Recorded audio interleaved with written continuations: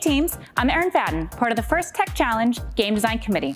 In this walkthrough, we'll take a closer look at the field for this year's game challenge, Decode, presented by RTX. The scoring elements for this year's game are called artifacts. Artifacts are 5-inch plastic spheres. Both the green artifacts and the purple artifacts can be scored by either alliance to earn points. At the start of the match, some of the artifacts are staged on the floor in specific locations. This allows teams to collect them, especially during the auto period, in order to create the motif pattern. Directly behind the perimeter wall is the obelisk. The obelisk is a 3-sided structure with an April tag on each of the 3 faces.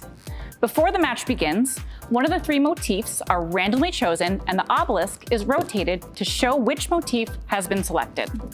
Teams can use vision to read the April tag and determine which pattern will earn additional points during the match.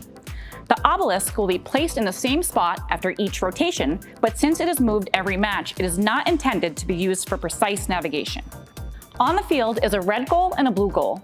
Each goal is located in the corner of the field and they are mirror images of each other. The goals are made out of an aluminum metal structure and thick corrugated plastic panels.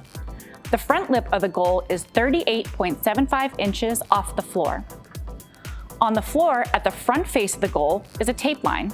Teams can push artifacts into the tape line for additional points, but be aware, artifacts may roll away if left unattended. The goals and ramps are attached to the perimeter walls and designed to stay in place when robots run into them, but may move a little during gameplay. Each goal has a unique April tag for teams to use for targeting. As robots launch artifacts into the goal, the artifact will exit and roll down the ramp. Most of the time, the artifacts that enter the goal first will exit the goal first, but robots that can launch quickly might need to slow down between shots to ensure the artifacts stay in order. Once an artifact exits the goal, it will roll down the classifier ramp. At the end of each ramp is a gate. The gate will be in a closed position until a robot pushes it open. A closed gate will stop the flow of artifacts and allow them to collect on the ramp. Once the ramp is full, any additional artifacts scored will overflow and roll towards the exit. Robots can open the gate by pushing down or driving into the extended lever. Once the gate is open, the artifacts on the ramp will be released and drop onto the tile floor.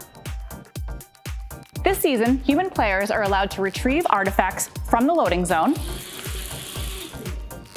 and place them into their robots. But remember, teams are not allowed to touch their robots during the match and should be careful to keep their hands away from the robots while retrieving and entering artifacts onto the field. The center of the field is wide open with no protective zones. Red Alliance robots and Blue Alliance robots will be collecting artifacts, driving, and attempting to score, all in the same space. Teams should build robust robots and be prepared for robot-to-robot interactions to take place in the center of the field as robots collect artifacts, take their shots, and play defense. During the endgame, robots can earn points by ending the match in their base zone. This is the only time during the match where teams are allowed to expand larger than the 18-inch cube. The base zone is an 18-inch tape square located near each Alliance loading zone. So, precise driving will be required, and robots built to the maximum size dimensions may have a challenging time fitting into the square. Teams will need to work together with their Alliance partners to maximize points. I hope you enjoyed this walkthrough of Decode. Please make sure to read this year's First Tech Challenge competition manual. The competition manual has all of the game and robot construction rules, as well as everything you need to know about tournaments, awards, and more. Throughout the season, we'll be publishing team updates, where the competition manual will be updated on a weekly basis.